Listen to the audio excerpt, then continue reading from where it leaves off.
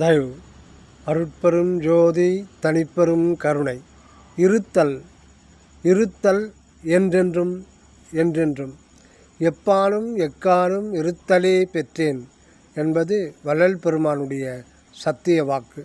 மனிதனாக பிறந்த ஒவ்வொருவரும் முதலில் தனது சுயம் ஆகிய தன்மை இயற்கை விளக்கமாம் இருத்தல் குறித்து தெளிவு செய்து கொள்ள வேண்டியது முதற்கடமை. இதுவே தன்னை அறிதலாகும். உனது உள்நிலை என்னும் தலைநடு அகமையமாம் அருட்ஜோதி உணர்வு புள்ளியே நாம் கற்க வேண்டிய தொடக்கப்பள்ளி.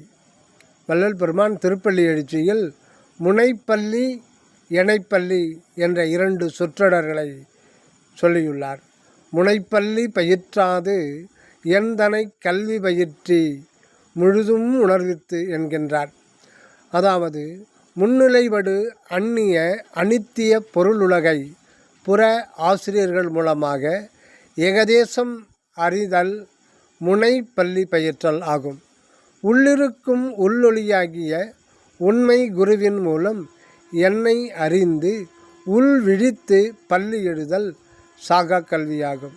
நாம் உண்மையில் எதுவாக இருக்கின்றோம் என்பதை குறித்த விழிப்புணர்வை குழந்தை பருவ முதலே பள்ளியில் கற்பித்தல் வேண்டும். இதுவே உண்மை கல்வி ஆகிய சாகா கல்வி.